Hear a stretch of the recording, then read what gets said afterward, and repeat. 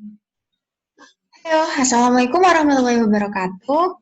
Oke, kemarin kita sudah mempelajari tentang listrik statis, yaitu mengenai konsep listrik statis, muatan listrik, bahwa eh, ada elektron di dalam atom. Nah, yang dapat berpindah adalah elektron. Terus juga kita belajar tentang hukum Coulomb, yaitu ada gaya Coulomb di mana gayanya ini berbanding lurus dengan muatannya, namun berbanding terbalik dengan jaraknya.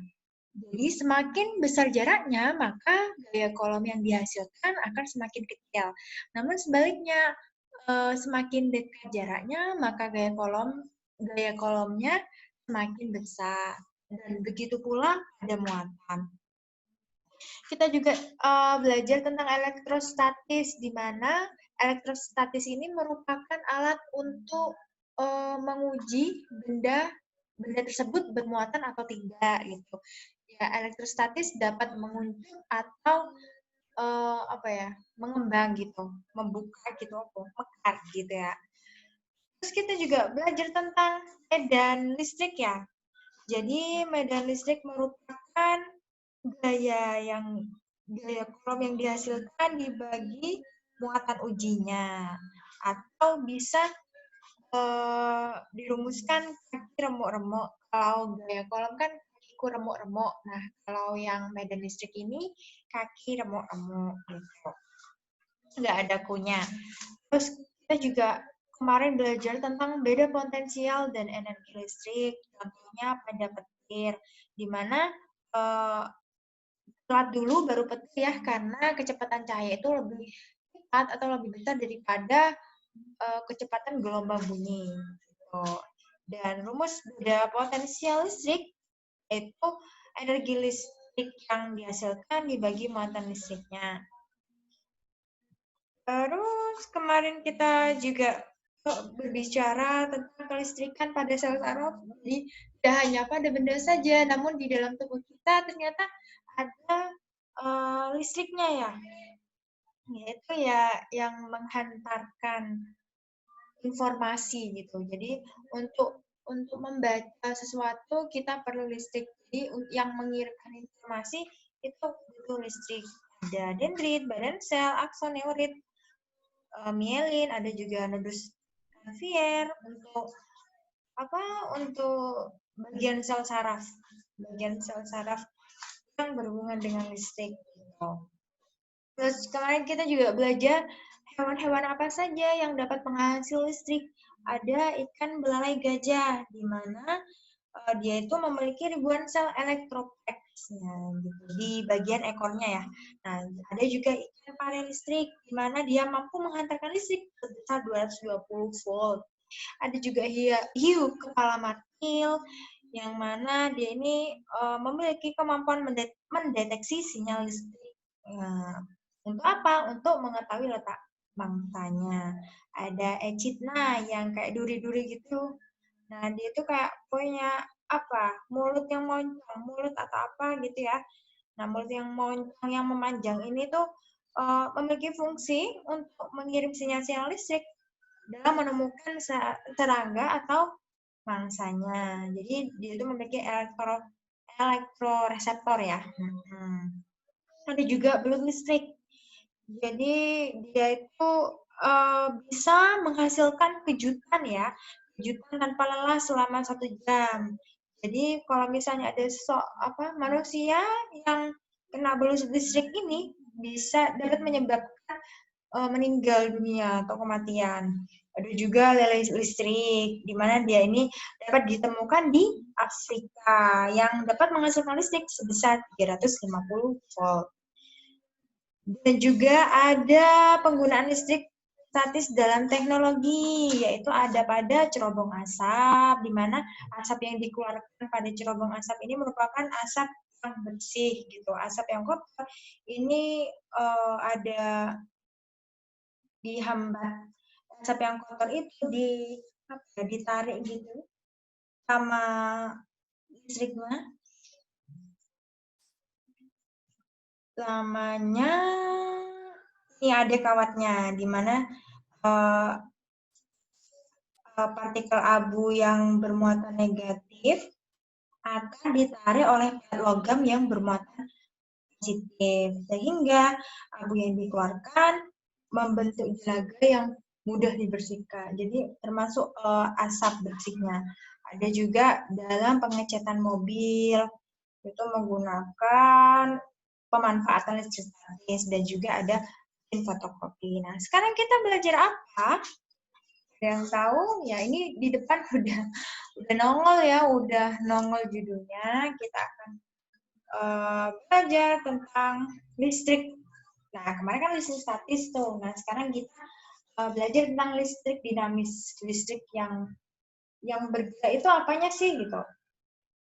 Jadi benda-benda yang di sekitar kita yang menggunakan listrik, ada lampu, ada laptop, HP gitu.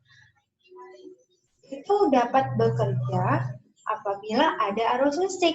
Nah, kalau misalnya nggak ada arus listrik, berarti dia nggak bisa bekerja gitu. Nah, selain arus listrik, selain arus listrik, untuk menghidupkan lampu, komputer, atau TV, diperlukan juga rangkaian listrik. Nah, apabila rangkaian listriknya terputus, maka arus listriknya juga ikut terputus. Kira-kira apa saja rangkaian listrik itu, gitu? Bagaimana karakter dari rangkaian listrik itu? Dari mana arus listrik berasal?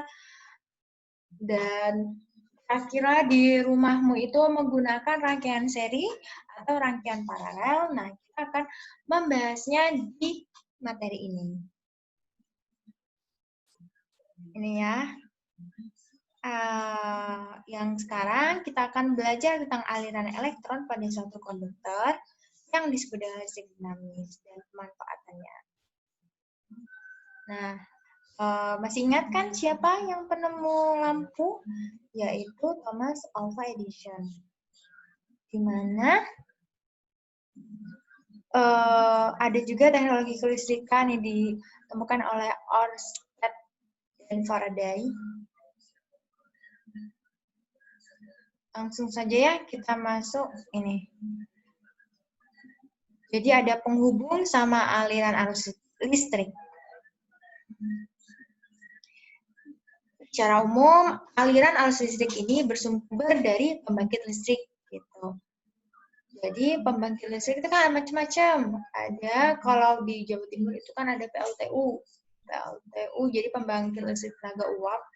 Jadi dari batu bara, jadi batu bara yang di dalam laut itu diambil, kemudian dibakar untuk menghasilkan listrik. Dan juga nggak hanya di itu saja, tapi di buah-buahan, terutama buah-buahan yang mengandung asam atau yang kecut-kecut itu bisa menjadi sumber arus listrik. Mengapa? Nih, langsung masuk ke yang pertama, materi pertama yaitu tentang arus listrik. Nah, untuk menyalakan lampu kan kita membutuhkan saklar ya, kita tinggal menekan gitu. Kenapa ketika kita menyalakan lampu di ruangan ini, di ruangan lain tidak menyala gitu. Jadi kalau untuk menyalakan ruangan lain ya berarti kita harus menekan saklar itu. Saklar yang lain juga. Mengapa? Jadi nah, ini kalau mau percobaannya. Ini buah. Jadi buahnya itu yang mengandung arus listrik. Terus ada lempeng seng besi yang menimbulkan beda potensial. Dia ada lempeng seng besi ini sebagai kutub negatif, dan lempeng besi ini ada yang sebagai lempeng seng ini negatif, yang besinya positif. Karena adanya beda potensial dalam buah, nah inilah yang mendorong elektron untuk bergerak sehingga memicu aliran listrik dalam rangkaian. Jadi dia itu terhubung satu sama lain membentuk sebuah rangkaian.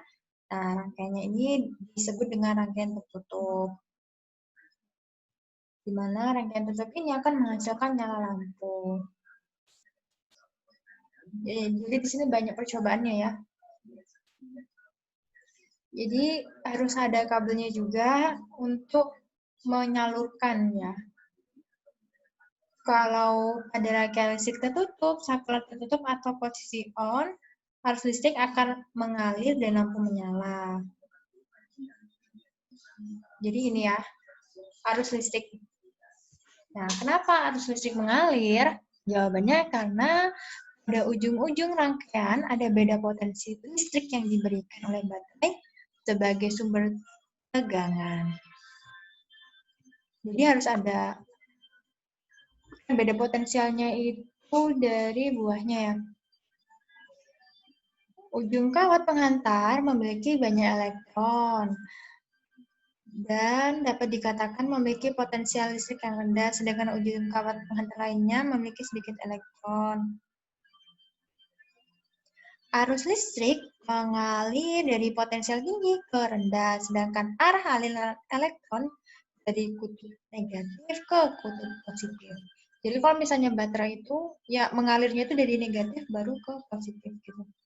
Pada rangkaian listrik tertentu besar arus listrik yang mengalir pada dapat ditentukan dengan menghitung Q-nya detiknya muatan listrik yang dihasilkan dibagi waktunya.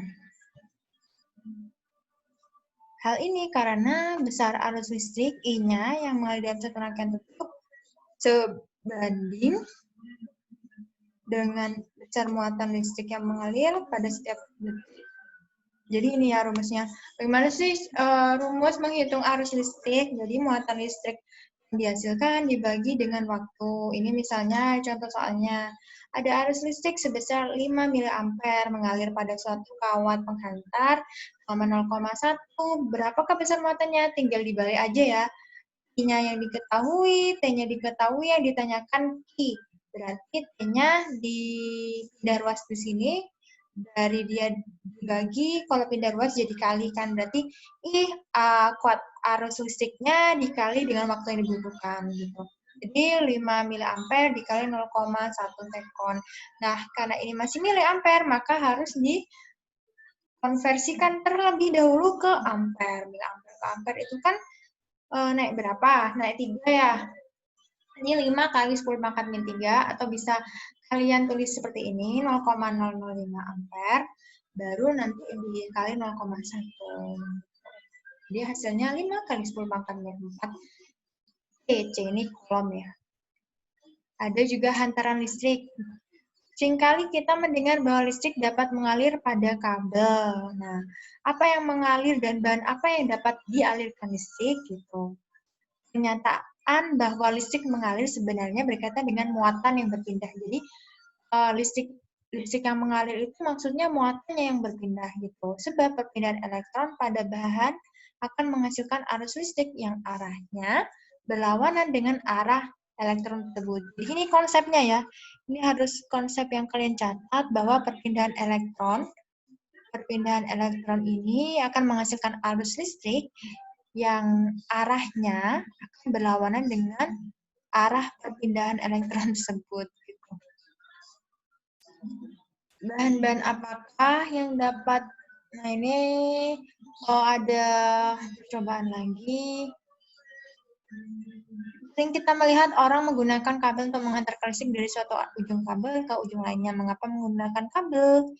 Jadi kabel ini biasanya terdiri atas bahan tembaga atau perak dan dilapisi bahan plastik atau karet di bagian luarnya. Supaya apa? Jadi tembaga atau perak ini sebagai konduktor, sedangkan bahan plastik atau karet ini sebagai isolatornya. Kemampuan bahan untuk menghantarkan listrik. Kan kalau konduktor itu lebih bahan yang menghantarkan listrik yang baik gitu. Di mana setiap bahan akan memiliki daya hantar listrik yang berbeda-beda. Di mana tembaga dan perak merupakan bahan yang paling baik untuk menghantarkan listrik, sedangkan plastik dan karet merupakan bahan yang tidak dapat menghantarkan listrik. Jadi ini terkait tentang konduktor sama isolator ya, gitu. Jadi kalau misalnya kita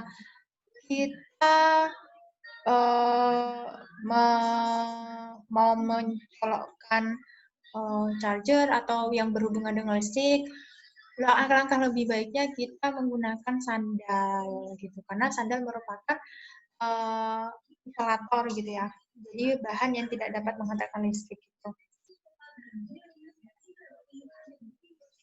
Konduktor listrik ini. Mengapa kabel digunakan untuk aliran listrik? Agar arus listrik dapat disalurkan dengan baik, maka dibutuhkan bahan yang mampu menghantarkan listrik dengan baik pula. Nah, pada bahan ini, elektron dapat mengalir dengan mudah. Bahan-bahan yang dapat digunakan untuk menghantarkan listrik disebut dengan konduktor. Jadi konduktor ini merupakan bahan penghantar listrik yang baik. Contohnya ada tembaga, ada bara, dan juga ada emas. Meskipun bara dan emas ini merupakan konduktor yang baik, tapi harganya sangat mahal.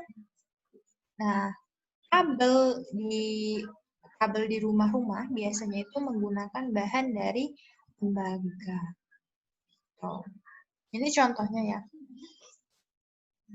Jadi kalau misalnya kalian membuka kabel, penampakannya akan seperti ini. Nah, jadi tembaga-tembaga ini yang menghantarkan listrik. Gitu. Nah, semakin sedikit tembaganya, maka kemampuan menghantarkan listriknya juga semakin sedikit. Gitu. Jadi kan tembaga ini kan bisa ini mudah patah kan. Ada isolator listrik. Mengapa kabel listrik perlu dilapisi dengan plastik atau karet? Jadi dia itu sebagai pelapis kabel supaya aman digunakan. Jadi supaya kita megangnya aman, kita perlu menggunakan isolator. Kalau kita pegangannya itu menggunakan konduktor, maka bisa saja kita tersengat listrik ya. Sifat plastik dan karet tidak dapat menghantar listrik sehingga kedua bahan tersebut masuk ke dalam bahan isolator. Bahan isolator ini adalah bahan yang sangat buruk untuk menghantarkan listrik karena di dalam bahan ini elektron sulit mengalir. Terus ada semikonduktor listrik, jadi dia tuh semi antara konduktor dan isolator. Bahan-bahan yang jika berada pada suhu rendah, dia itu bersifat isolator. Jadi bahan-bahan yang kalau ada di suhu rendah, dia akan dia akan bersifat sebagai isolator, sedangkan pada suhu tinggi dia akan bersifat sebagai konduktor. Gitu. Contohnya ada karbon, silikon, sama germanium. Nah, pada bidang elektronika, misalnya kalau kalian buka CPU, motherboard, dan lain-lain, kalau misalnya kalian buka, itu akan seperti ini tampilannya. Jadi yang digunakan pada bidang elektronika ini menggunakan bahan semikonduktor untuk membuat resistor yang kemudian digunakan menjadi integrated circuit. Membuat transistor yang kemudian menjadi IC, integrated circuit kita. Nih, apakah kamu bawa petir ini dapat menimbulkan korban karena dia itu membawa energi listrik yang sangat besar, di mana dia akan menyambar benda-benda yang tinggi seperti pohon tinggi yang bendera dan bangunan yang tinggi. Oleh sebab itu, pada konstruksi bangunan selalu diberi penangkal petir yang dipasang di atas supaya dia akan digroundkan ke tanah gitu. Untuk menghindari terkena petir, sebaiknya apabila saat ketika kondisi hujan, kita nggak boleh bermain-main. Nah, sistem kerja penangkal petir, di mana dia akan terbuat diruncingkan ya, bagian ujungnya terbuat dari bahan konduktor, dipasang di atas sebuah bangunan atau gedung, yang dihubungkan dengan kabel sampai ke tanah. Jadi nanti listriknya itu mengalir melalui penangkal petir ujung yang bagian atas, nanti mengalir sampai tanah. Jadi kabelnya itu ditanam ke tanah agar arus yang sangat besar dapat segera dinetralkan ke dalam tanah. Ground, jadi di-groundkan. Nanti kalau kalian memilih jurusan fisika nanti akan belajar ini menghitung gini-gini sudah.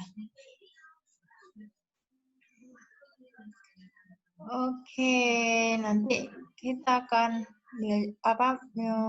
kali ini insya Allah. Setiap bahan akan memiliki kemampuan berbeda dalam menghantarkan listrik. Jadi ada hambatannya. Kemampuan tersebut tergantung pada nilai hambatannya ya. Semakin kecil hambatan, maka semakin baik kemampuan tersebut untuk menghantarkan listrik. Jadi kan kalau misalnya hambatannya itu semakin kecil, maka dia itu mudah untuk disalurin listrik, mudah dihantarkan arus listriknya. Nah, tapi kalau misalnya hambatan, sesuatu gitu, apabila kita hambatannya lebih besar, maka kan akan sulit buat mengalir tuh. Tapi kalau misalnya hambatannya lebih sedikit, maka kan masih mudah untuk berjalan gitu. Kira-kira apa yang paling baik? Yang paling baik yang hambatannya lebih kecil. Hambatan yang paling kecil ada 1,59 ya, masih 1,59, berarti yang perak. Yang perak. Karena hambatannya lebih kecil.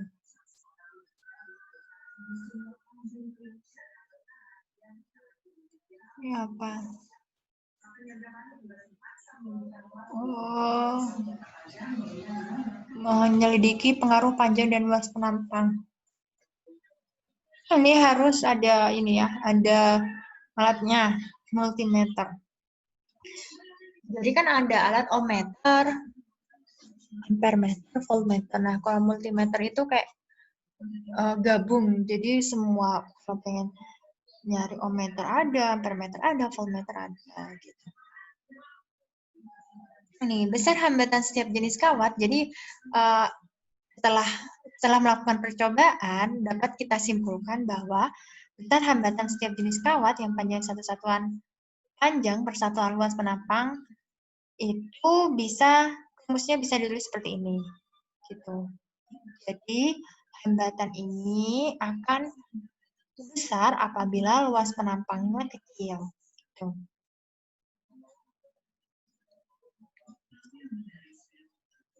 Besar hambatan setiap jenis kawat yang panjangnya satu satuan panjang per satuan luas penampang ini disebut hambatan jenis. Hambatan jenis rho-nya. Rho-nya ini ya.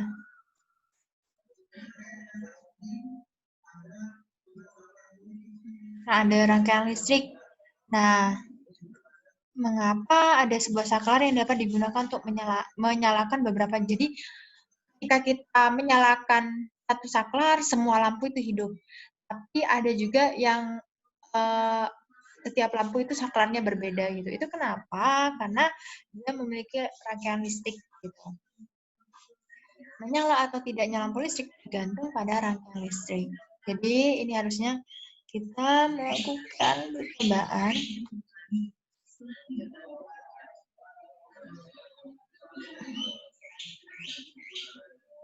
Ini. Ya, kita belum bisa ya. Berdasarkan aktivitas di atas dapat disimpulkan tentang rangkaian seri dan rangkaian paralel. Apakah pernah dengar sebelumnya? Paralel ini bukan paralel di bukunya Terelie ya, bumi, bulan, bintang, komet, meteor ada ya, bintang. Nah, jika dilihat dari gambar rangkaiannya, seharusnya kamu dapat menentukan mana yang rangkaian seri dan juga mana yang rangkaian paralel. Nah, pada rangkaian listrik yang tidak memiliki cabangan, jadi rangkaian listriknya ini nggak punya cabang, dia itu disebut sebagai rangkaian seri. Nah, tidak ada percabangan kabel pada listrik seri mengakibatkan aliran listrik akan terputus jika salah satu ujung kabel terputus sehingga arus tidak ada yang mengalir di dalam rangkaian.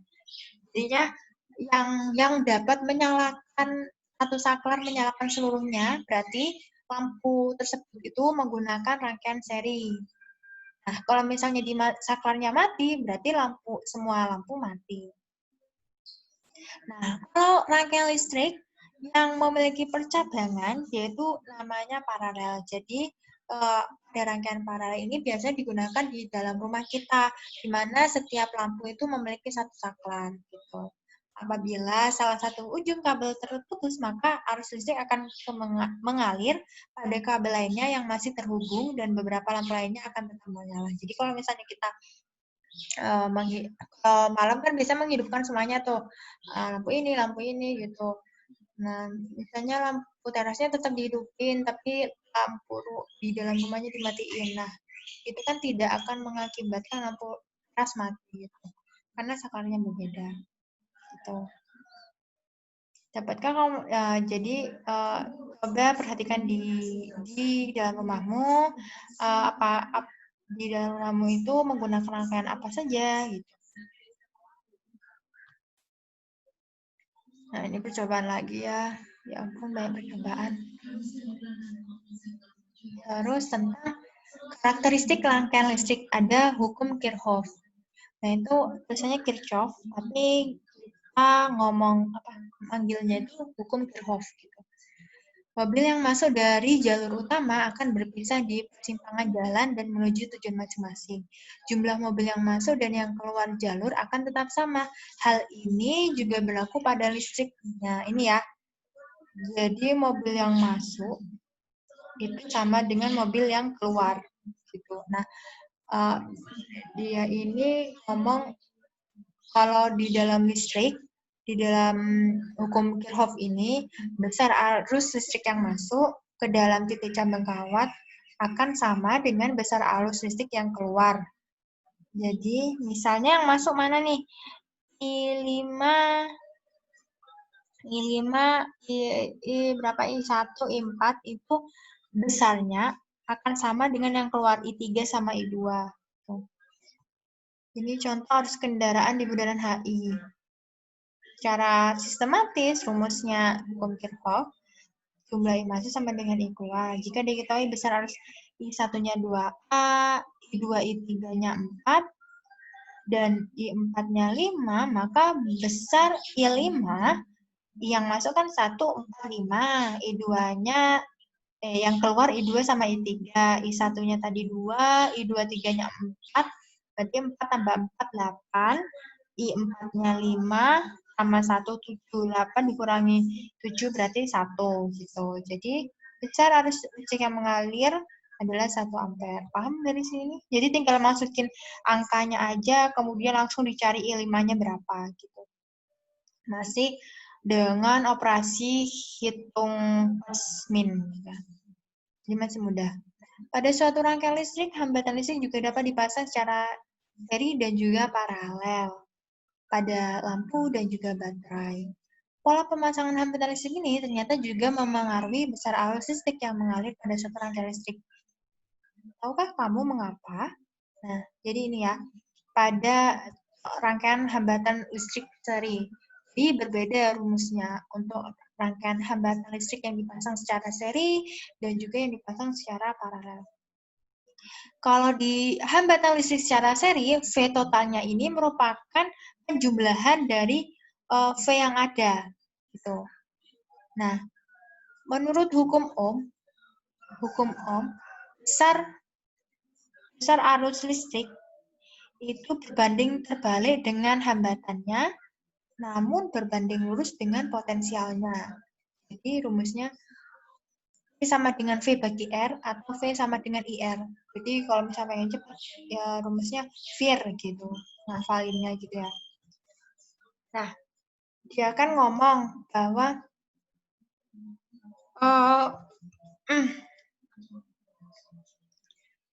sebentar.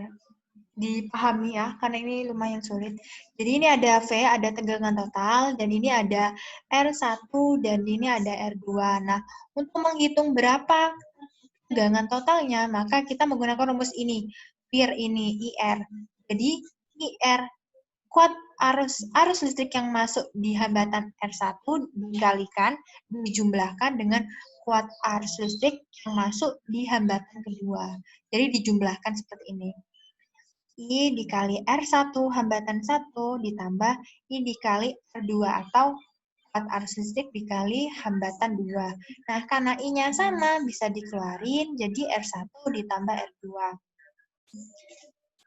Nah, jadi bisa ditulis tegangan totalnya ini sama dengan I total dikali RS. RS ini merupakan rangkaian seri totalnya, gitu. Ternyata kalau kita lihat yang masuk di hambatan 1 ini akan sama dengan yang masuk di hambatan 2 gitu. Makanya I totalnya itu sama dengan I1 sama dengan I2. Maksudnya I totalnya itu sama dengan kuat arus listrik yang masuk di hambatan 1 juga nilainya sama dengan kuat arus listrik yang masuk di hambatan 2. Nah, tapi R-nya ini di total dijumlahkan. Paham nggak? Oleh karena itu, untuk menghitung RS-nya berarti langsung dijumlahkan. Menghitung RS total atau R totalnya itu tinggal dijumlahkan. Hambatan 1 ditambah hambatan 2 dan lain sebagainya. Jadi di seri itu V totalnya itu merupakan penggabungan V keseluruhan yang ada di sini. Ini ada V1, V2, misalnya di sini ada V3, berarti ya V3, V4 sampai ke Vn sampai berapa hambatannya. Kemudian dijumlahkan itu untuk mencari V total. Bisa juga ini kalau misalnya kita pecah, berarti kan I dikali R1 tambah I kali R2, I dikali R3, misalnya kalau ada R3, sampai I dikali Rn, maksudnya N itu jumlah hambatannya, I-nya dikeluarin, tinggal ditambahin aja R1 tambah R2 tambah R3, tambah bla bla bla sampai Rn, R suku ke N. Misalnya R-nya ada 5 buah, ya berarti R1 tambah R2, R3, 4, 5 gitu ya. Nah, tinggal dijumlahin. Jadi seperti itu, RS-nya itu tinggal dijumlahin. Sedangkan pada rangkaian paralel, itu I1 itu nilainya itu tidak sama dengan yang masuk ke hambatan 2 sampai I hambatan ke N. Jadi ini kan ada volt tegangannya. Nah, ketika dia masuk ke cabang 1 dan cabang 2, nilainya itu berbeda gitu.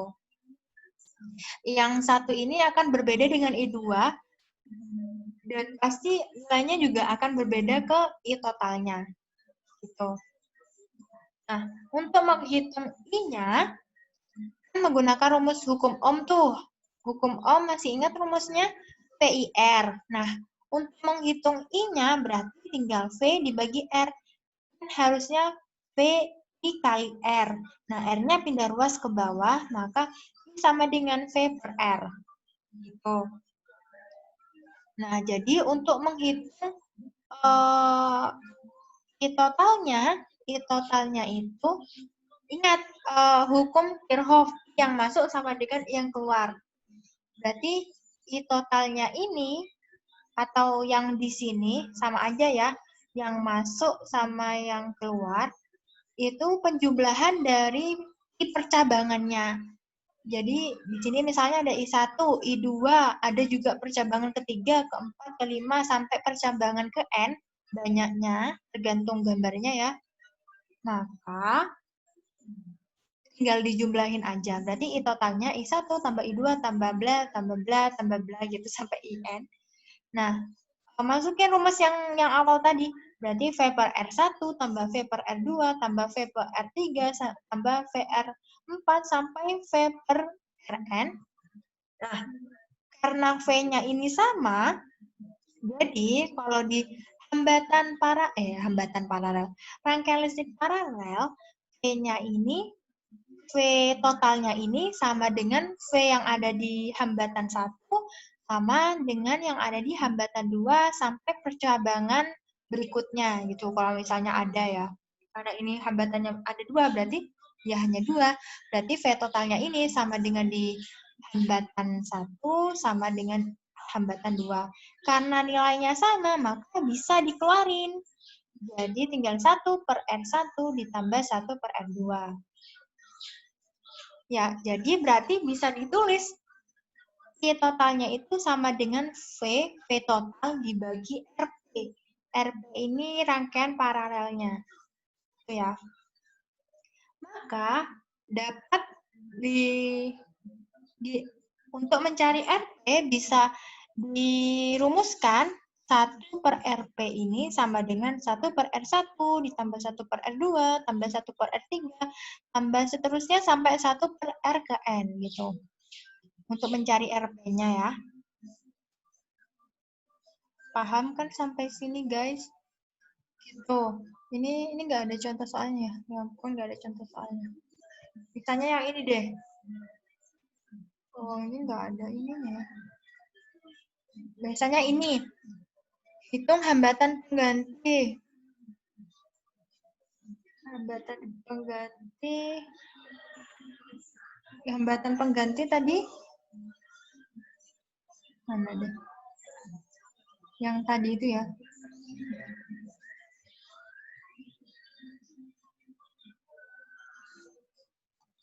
Jadi hambatan pengganti pakai rumus yang tadi. Karena ini rangkaiannya merupakan rangkaian paralel, karena ada percabangan, maka hambatan pengganti 1/RP-nya bisa Ibu tulis di sini mungkin ya. Sebentar. Atau kalau di whiteboard bisa nggak ya? Nggak apa-apa, di sini aja. Ini sama ini. Misalnya ya, jadi kalian harus benar-benar paham. Misalnya di sini 264 berarti R1-nya itu 2 ohm. Sabar. 2 ohm. 2 ohm ada nggak? Kita cari. Ada yang melihat 2 ohm? Ohm. Ya, kita mencari guys. Baiklah. Kita disuruh mencari 2 ohm. Oh, ini ohm. 2 ohm, sedangkan yang R3-nya, R2-nya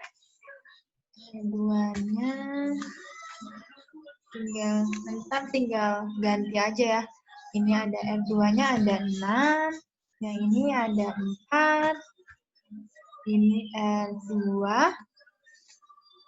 terus ini R3, bukan mobil, R3.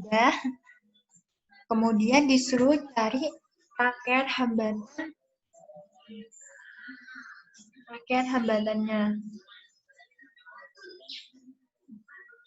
Disuruh mencari RP, hambatan pengganti. Nah, karena ini punya cabang, berarti dia termasuk jenis rangkaian paralel toh ya. Berarti kita cari RP-nya. Berapa RP-nya? Maka, tadi rumusnya RP apa? Rumusnya RP itu kan kita pakai ini ya, equation. Jadi kalau mau rumus pakai equation, pakai fraction, pakai pilih yang ini. Berarti 1 dibagi karena ini di bawah, berarti kita pakai yang ini. Jadi untuk menulis kayak gini tuh lumayan agak susah gimana gitu. Tinggal di copy aja biar cepat. Ini ditambah ini. Ininya tinggal diganti 1. Yang ini diganti 2.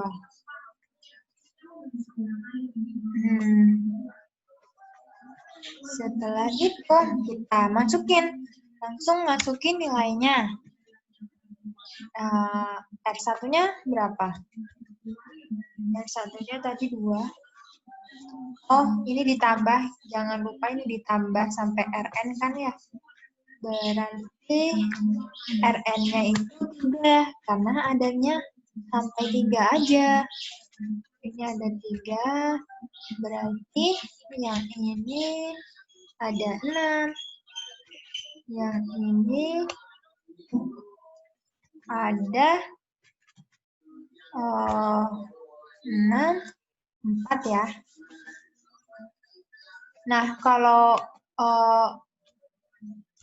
operasi hitungan begini ini, itu kan harus disamain dulu penyebutnya. Maka kita samain dulu nilai berapa yang bisa dikali dibagi 2, dibagi 6, dan juga dibagi 4. Pastinya kan 12 ya. 12 bagi 2. Kita tulis dulu 12-nya. 12. Terus yang ini juga. 12. 12 bagi 2, 6. 12 bagi 6, 2. 12 bagi 4, 3. Nah, langsung karena penyebutnya udah sama, langsung bisa dijumlahin. Gitu. Berarti yang bawah 12 ya. 12. Nah, langsung dijumlahin. 6 ditambah 2 ditambah 3 berapa? 8, 11 ya. Ibu copy dulu. Aduh. Mohon maaf, ini keyboardnya error. Ini berarti 11. Sebentar. 11. Maka, ini kan sudah ya 1 per RP. Nah, yang ditanyakan RP-nya aja, berarti dibalik. Berarti kita bisa nulis RP sama dengan,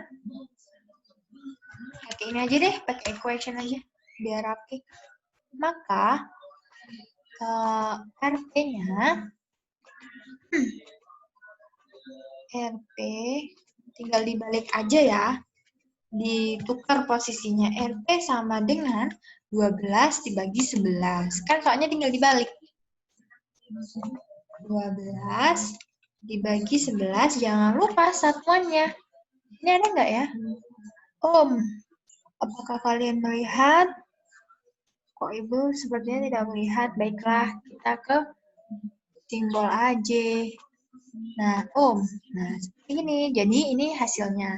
Begitupun yang nomor B sama nomor C. Nah, yang C ini merupakan rangkaian hambatan campuran. Berarti ngitungnya gimana? Berarti yang atasnya dulu, yang serinya dulu di jumlah, di total, baru diparalelkan. Berarti hasilnya dari seri ini diparalelkan. Begitupun dengan yang 4. Berarti diparalel dulu, ini dihitung R paralelnya, habis itu kita hitung R totalnya. Ya, ini kan udah diparalel tuh. Kalau udah diparalel kan berarti udah jadi satu. Nah, kalau udah jadi satu kan rangkaiannya ini kan seri gitu. Nah, kalau yang ini kan awalnya seri tuh, seri baru yang sama bawah paralel. Berarti yang seri ini dijadikan satu dulu. Nah, berarti kan udah ada RP-nya, berarti S-nya maksud Ibu 4 tambah 2 kan 6. Berarti di atas 6, di bawah 6. Nah, ini baru diparalelkan seperti itu. Oke, kita lanjut ke ini. Rangkaian GGL dan hukum Ohm pada rangkaian tertutup. Baterai baru yang belum dipakai umumnya memiliki gaya gerak listrik atau GGL-nya sebesar 1,5 volt. Jadi tergantung baterainya ya. Kalau misalnya baterainya kecil, itu 1,5. Tapi kalau baterainya agak gede, yang agak gedean itu biasanya kalau nggak salah 6. Artinya, sebelum dirangkaikan untuk menghasilkan arus listrik, di antara kutub-kutub baterai ada tegangan sebesar 1,5 volt. Jadi ini merupakan tegangan totalnya. Jika baterai dihubungkan dengan satu rangkaian sehingga ada arus yang mengalir, maka tegangan di antara kutub-kutub baterai disebut dengan tegangan jepit. Tegangan jepit itu V-nya. Jadi 1,5 volt ini GGL baterai, dia itu juga simbolnya itu volt, satuannya maksud Ibu. Jadi satuannya volt. Jadi kalau baterai itu dihubungkan dengan suatu rangkaian, maka dia itu ada rangkaian di antara kutub-kutub baterai.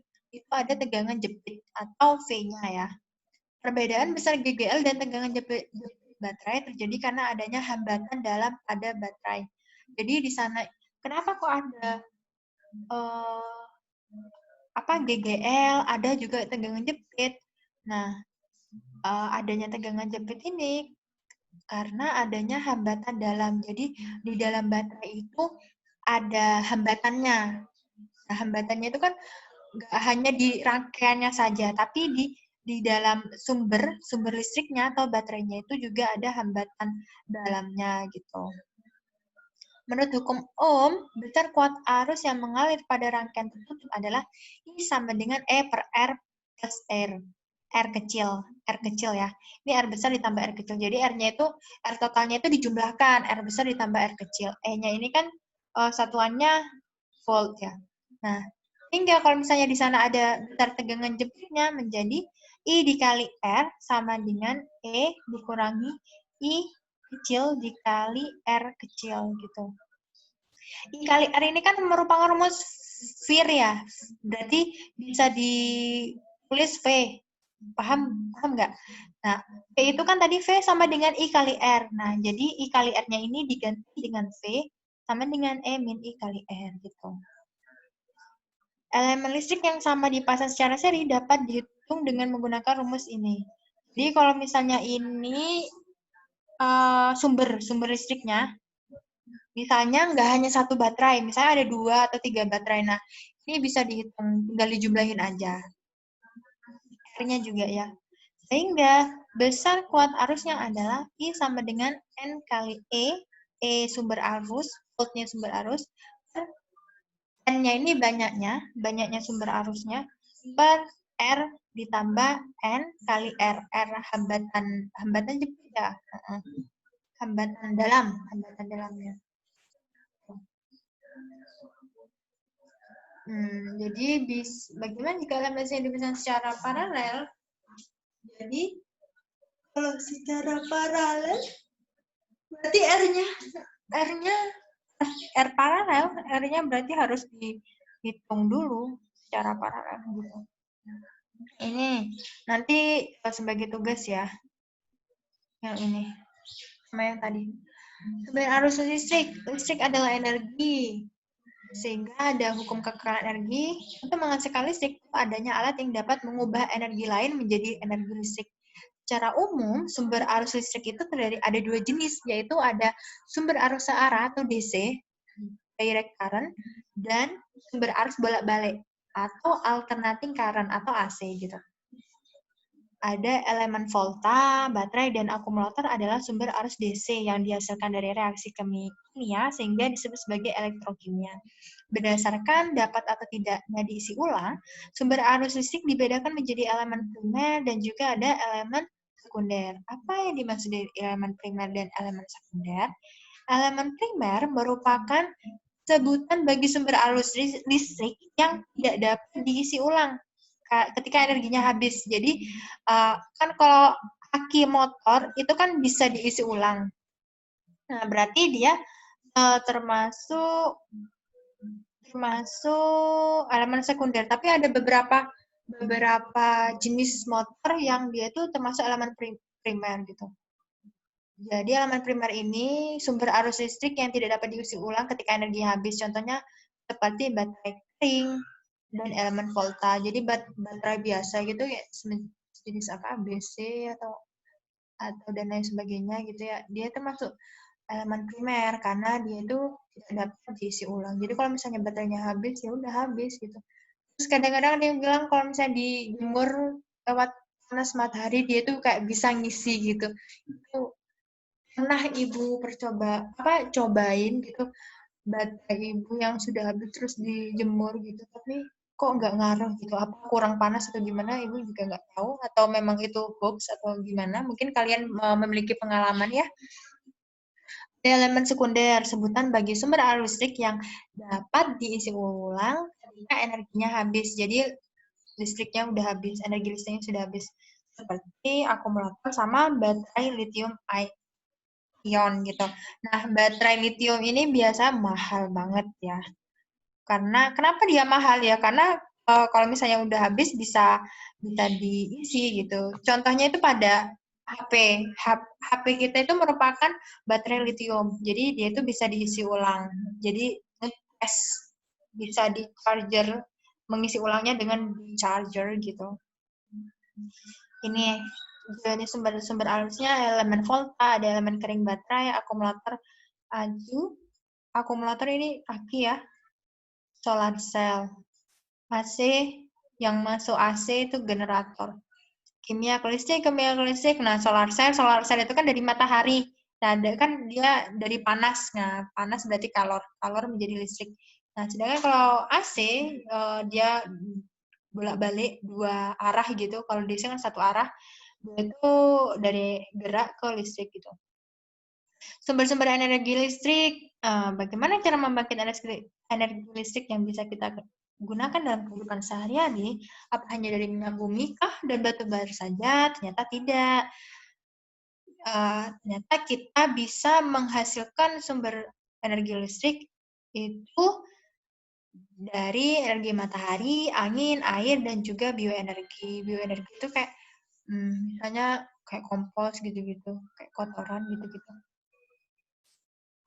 Sumber energi tersebut merupakan energi alternatif karena ketersediaan di alam itu sangat melimpah sekali atau tidak akan pernah habis apabila digunakan secara terus-menerus. Sedangkan kalau misalnya sumber yang tidak diperbarui, misalnya ada batu bara, ada minyak bumi, itu kan kalau misalnya digunakan cepat habis tuh.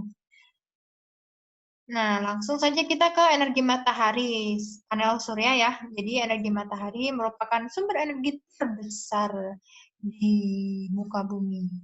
Gitu. Dan paling melempak. Jadi maksudnya apabila kita gunakan terus-menerus ya masih ada gitu. Melalui penggunaan panel surya, energi matahari dapat diubah menjadi energi listrik gitu. Energi yang diperoleh saat matahari bersinar terang akan disimpan dalam baterai. Jadi baterainya bukan baterai ABC ya, tapi baterai yang khususon gitu, yang bisa diisi. Kan kalau baterai ABC itu insya Allah nggak bisa ya. Agar dapat digunakan saat cuaca mendung atau bahkan malam hari. Nah, pada saat cuaca mendung, energi listrik yang diperoleh tidak dapat dihasilkan secara maksimal karena panasnya kurang. Penggunaan energi surya di Indonesia diterapkan dalam dua macam teknologi, yaitu teknologi energi surya termal dan juga surya fotovoltaik. Nah, suhu yang tinggi dari energi surya termal digunakan untuk memasak, misalnya ada pada kompor surya, mengeringkan hasil pertanian, dan memanaskan air. Nah, sedangkan pada energi surya fotovoltaik digunakan untuk menghasilkan listrik yang nantinya dapat digunakan untuk menyalakan lampu TV. Nah, energi surya fotovoltaik ini contohnya itu ada pada panel surya. Jadi listrik yang dihasilkan itu dapat menyalakan lampu, pompa air, dan lain sebagainya. Sedangkan kalau yang thermal ini bisa pada ini kompor surya, terus mengeluarkan jemuran, itu bisa. Itu energi surya thermal. Jadi kayak langsung dari mataharinya. Terus ada juga energi angin atau kincir angin. Biasanya ada pada Belanda ya. Nah, angin adalah salah satu contoh sebagai energi alternatif untuk membangkit energi listrik, di mana gerak dari kincir anginnya ini akan diubah oleh generator. Kan generator tadi kan gerak ke listrik. Nah, berarti dia ini termasuk listrik apa? Listrik AC bolak-balik. Berbeda dengan batu bara, gas, dan minyak bumi, kincir angin tidak dapat menyebabkan polusi. Nah, kalau misalnya yang PLTU di Python itu kan menghasilkan asap gitu. Walaupun asapnya sudah bersih, tapi tetap aja dia itu sebagai polusi gitu. Maksudnya dia tuh bersihnya itu aslinya mungkin ada zat-zat yang beracun, cuman diminimalisir gitu. Tapi ya tetap aja polusi gitu. Sehingga kincir angin ini dipercaya bahwa ramah lingkungan, tapi tergantung daerahnya ya. Kalau misalnya daerahnya nggak ada anginnya, ya nggak bisa menggunakan kincir angin. Maksudnya mungkin anginnya itu jarang-jarang, berarti energi yang dihasilkan, energi listrik yang dihasilkan ya minimal banget, dikit banget gitu.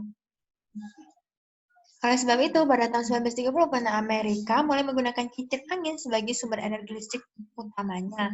Ada di daerah California, di mana dia itu sudah ada 13.000 kincir angin yang digunakan memenuhi kebutuhan dari 1,5 sampai 4 juta tiap tahunnya yang dihasilkan gitu.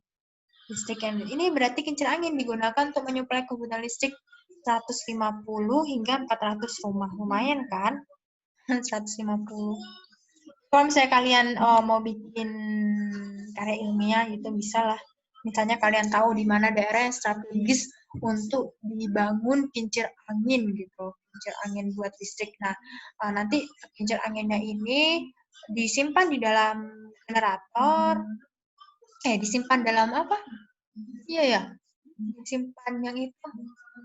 Tempat penyimpan listrik itu kemudian disalurkan ke rumah-rumah di daerah sana. Itu bisa.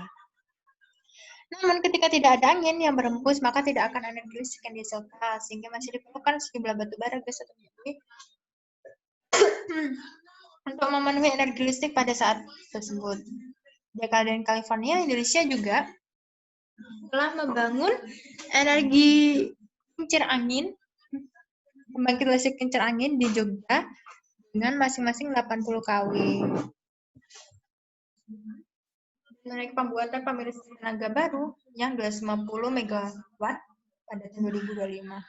Ada energi air, hydropower, yang mengalir ke hulu, dari hulu ke hilir, khususnya pada sungai-sungai yang deras dapat dimanfaatkan sebagai sumber energi alternatif untuk membangkitkan energi listrik.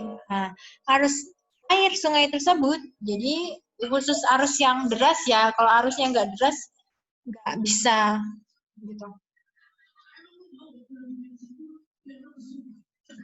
Nggak bisa menggerakkan turbin, jadi di sana itu ada turbinnya. Nah, turbin itu bergerak, terus dihubungkan dengan generator, maka ada energi listrik yang dihasilkan. Jadi harus ada yang deras gitu. Banyaknya sungai dan danau air tawar Indonesia membangun pembangkit listrik tenaga air atau PLTA di seluruh wilayah Indonesia. Potensi tenaga air di seluruh Indonesia diperkirakan 75.000 megawatt, tapi sudah yang dimanfaatkan masih 100 megawatt. Dan pembangkit listriknya sebesar 800 buah. Salah satu contoh PLTA yaitu ada di Karangkates ya, di Kabupaten Malang. Jadi kalau misalnya kalian mau lewat mau ke Blitar atau mau ke Kediri, kalau misalnya mau lewat jalur selatan enggak sih itu melewati Karangkates kan biasanya ada fee-nya. Kemarin itu 2.000 kok nggak 1.000. Itu bisa kalian melihat-lihat gitu. Ada juga bioenergi yang diperoleh dari biomasa, dari bahan organik, baik dari makhluk hidup, yaitu tumbuhan maupun hewan, limbah dari budidaya pertanian, perkebunan, kehutanan, peternakan, maupun perikanan, itu dapat digunakan sebagai sumber bioenergi. Energi yang diperoleh itu dari biomasa, mana dia itu dapat berubah menjadi energi listrik dengan cara mengolah biomasa ini menjadi bahan bakar nabati, misalnya bisa etanol atau biodiesel. Nah, bahan nabati ini, bahan biodiesel, kan diesel itu bisa menghasilkan ya, dapat digunakan sebagai bahan bakar generator atau diesel untuk menghasilkan energi listrik. Ada transmisi energi listrik. Bagaimana energi listrik dapat disalurkan ke rumah-rumah dengan efektif dan efisien. Jadi ini kita lihat. Ini ya. Iya kan itu generator nggak sih? Pastinya sih generator itu. Jadi gimana sih caranya? Jadi transmisi listrik jarak jauh itu dapat dilakukan dengan menaikkan tegangan listrik. Ya, jika tegangan listrik untuk transmisi jarak jauh rendah, maka arus listriknya akan menjadi besar sehingga diperlukan kabel listrik yang besar dan banyak energi yang terbuang menjadi kalor saat listrik disalurkan dari PLN ke rumah-rumah. Namun dengan tegangan yang tinggi, arus listrik akan menjadi kecil sehingga kabel listrik yang dibutuhkan kecil dan tidak terlalu banyak energi yang terbuang. Jadi diperlukan tegangannya yang tinggi arus listrik, tapi arus listriknya kecil sehingga kabel-kabel listrik yang dibutuhkan kecil dan tidak terlalu banyak energi yang terbuang.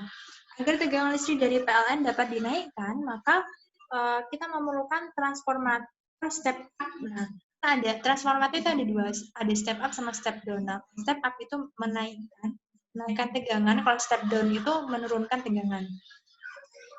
Di mana PLN saat ini tuh sedang memproduksi listrik dengan tegangan sebesar 10.000 volt, sehingga perlu dinaikkan menjadi sekitar 150.000 volt, di mana transmisi energi listrik ini dengan tegangan sebesar ini itu dilakukan dengan menaikkan kabel pada gardu-gardu listrik yang tinggi supaya aman bagi penduduk. Di mana pada transmisi berikutnya digunakan transformator step down untuk menurunkan tegangan hingga menjadi 220 volt sehingga dapat langsung didistribusikan ke penduduk. Jadi ada step up sama step down. Nah ini ya, misalnya pada uap PLTU ya berarti arus listrik yang sebelum dialirkan ke rumah penduduk tegangannya dinaikkan dulu sampai ribuan volt dengan menggunakan transformator step up. Sebelum dialirkan ke rumah, karena ini kan sudah pakai gardu. Untuk memenuhi kebutuhan industri, beberapa transformator step down digunakan untuk menurunkan tegangan sesuai keperluan. Sudah disalurkan, disimpan, dikurangi tegangannya supaya dialirkan ke rumah dengan aman. Terus juga ada penggunaan energi listrik, dan pencegahan bahaya penggunaannya. Jadi mengapa sih malam hari itu selalu identik dengan kegelapan gitu? Bagian bumi akan mengalami malam apabila posisinya membelakangi matahari, sehingga dia tidak akan mendapatkan cahaya matahari secara langsung. Nah, bagian bumi yang mengalami malam hari hanya akan memperoleh cahaya dari bulan, ada juga dari bintang. Jadi penerangannya kan lemah, walaupun dapat dari bulan sama bintang. Jadi sejak ditemukan bola lampu oleh Thomas Alva Edison, maka malam ini bisa menjadi waktu yang dinantikan oleh beberapa manusia karena keindahan lampu-lampu yang sekaligus menjadi hiasan di malam hari gitu. Nah, selain lampu, energi listrik ini juga dimanfaatkan untuk mengoperasikan berbagai alat hasil teknologi. Contohnya apa saja? Tahu kan ya, ada listrik, ada TV, kulkas, mesin cuci, dan lain sebagainya. Nah, total biaya listrik setiap bulannya yang dibayarkan kepada PLN itu dihitung sesuai dengan penggunaan energi listrik di rumah. Ada melalui KWH meteran listrik itu. Apa namanya ngarannya? KWH meter yang biasa dipasang di rumah. Nah, tugas PLN ini nanti setiap bulannya akan mendatangi rumah-rumah kalian dan mencatat data energi listrik yang telah digunakan. Di mana energi yang telah digunakan tersebut akan dikalikan dengan tarif dasar listrik yang sudah ditentukan. Nah, perhitungan biaya listrik dilakukan dengan mengkalikan energi listrik yang terpakai dengan tarif dasar listrik KWH. Misalnya, sebuah lampu dengan dayanya 10 watt dinyalakan dalam waktu 8 jam per hari selama 30 hari. Nah, karena lampu 10 watt, artinya dalam 1 detik menggunakan energi listrik sebesar 10 joule. Maka energi total yang digunakan lampu selama 30 hari adalah W kali T. T-nya kan dayanya 10 kali, T-nya kan waktunya kan 8 jam dikali 30, ini kan harinya, 1 bulan kan 30 hari. Maka itu 2400 WH. Nah, kalau misalnya dijadikan kilowatt horse-nya itu jam. Misalnya tarif dasar listrik Rp385, maka biaya bulannya Rp924 gitu. Misalnya yang ini ya, contohnya. Ada juga pulsa prabayar.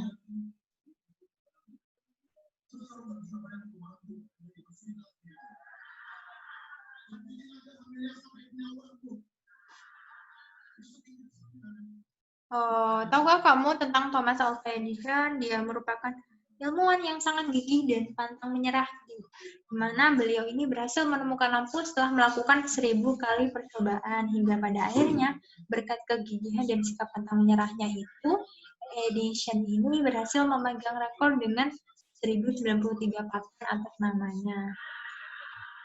Menurut Edison ini, dia mengatakan gini, saya tidak patah semangat karena setiap usaha yang salah adalah salah satu langkah maju. Jadi kalau kalian merasa jangan pernah takut salah gitu. Jadikan kesalahan kalian itu pengalaman supaya tidak diulangi lagi gitu. Dan sesungguhnya kalau kita belajar dari kesalahan, tapi jangan nunggu kesalahan diri sendiri gitu. Misalnya ada orang lain yang berbuat salah gitu, kita sudah kita belajar dengan itu, dari itu maksudnya. Kita belajar dari itu. Jadi kayak orang lain kesalahannya ini, bukan mencari dari kesalahan orang lain. Jadi misalnya orang lain seperti itu. Ya, maksudnya kalau kita melihat ada orang lain yang melakukan kesalahan, ya kita tidak mengikutinya gitu. Jangan menunggu kita dulu yang salah baru kita berubah. Upayanya.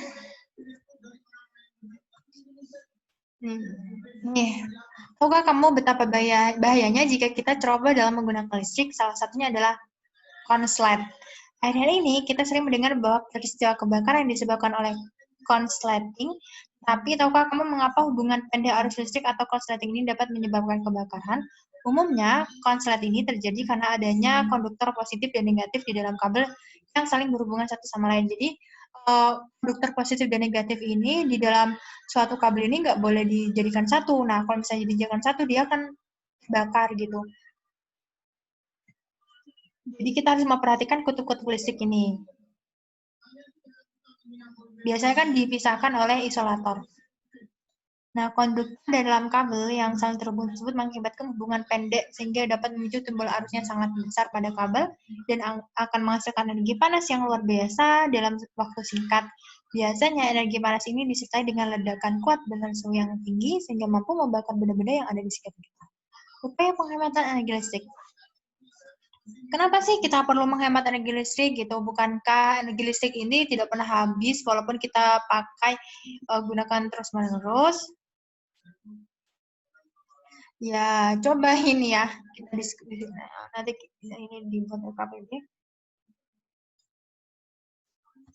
Ya, yang masalahnya yang pakai nggak cuma kita aja, satu penduduk dunia gitu. Ternyata tidak hanya menghemat biaya listrik yang terus-menerus. Nah, ini upaya penghematan energi listrik itu juga dilakukan karena besarnya emisi karbon yang dihasilkan. Nah, besarnya emisi karbon ini yang dihasilkan oleh pembangkit listrik itu akan menyumbang mereka itu penyumbang terbesar terjadinya global warming. Nah, salah satu upaya untuk menghemat energi adalah dengan menggunakan energi listrik seperlunya, mengganti peralatan listrik dengan peralatan berdaya yang lebih kecil. Misalnya pada penggunaan lampu sorot pada kendaraan. Bandingkan dengan kendaraan lama, apakah ada bedanya lampu sorot pada mobil-mobil baru dan lampu penerangan di rumah cenderung memanfaatkan lampu LED, light emitting diode. Jadi ada diode sama anodo ya. Nanti kalau kalian belajar elektronika. Nah, daripada lampu bohlam seperti pada kendaraan lama, penggunaan LED dengan daya yang lebih kecil tersebut diharapkan dapat menghemat kebutuhan energi listrik. Jadi LED ini energinya itu kecil. Dayanya maksudnya, dayanya itu lebih kecil daripada lampu bohlam. Jadi salah satu upayanya dengan kita mengganti dari bohlam ke LED. Selain penggunaan LED, apa saja upaya yang dapat dilakukan? Coba diidentifikasi dengan teman. Oke, pernahkah kalian tersengat listrik atau terkena setrum? Pada saat tersengat listrik mungkin hanya sensasi kejut yang kamu rasakan. Namun peristiwa terparah pada 97, sebanyak 490 orang meninggal akibat tersengat listrik. Nah, sejak saat itu berbagai tindakan pencegahan dilakukan untuk menghindari jatuhnya korban jiwa akibat kelalaian manusia dalam menggunakan listrik. Berikut ada prosedur aman menggunakan listrik. Yang pertama, mencabut kabel dari stop kontak bila tidak menggunakan peralatan listrik, menghindari air dari kondisi tangan yang basah saat ingin menyambung atau melepas sambungan kabel dengan stop kontak. Jadi, jangan sampai ada pada badan kita itu yang basah ketika berinteraksi dengan listrik. Tidak memegang lubang stop kontak gitu ya, atau sambungan kabel yang terbuka. Selalu perhatikan peringatan pengguna listrik yang ada pada peralatan listrik. Jadi ya dibaca dulu. Mungkin ada yang perlu diperhatikan dalam menggunakan peralatan listrik. Memasang sekering dengan benar atau menghindari kebakaran dengan cara memutus arus pendek yang terjadi di rumah secara otomatis. Jadi seperti itu. Itu udah selesai. Selamat mengerjakan LKPD-nya ya. Terima kasih. Wassalamualaikum warahmatullahi wabarakatuh.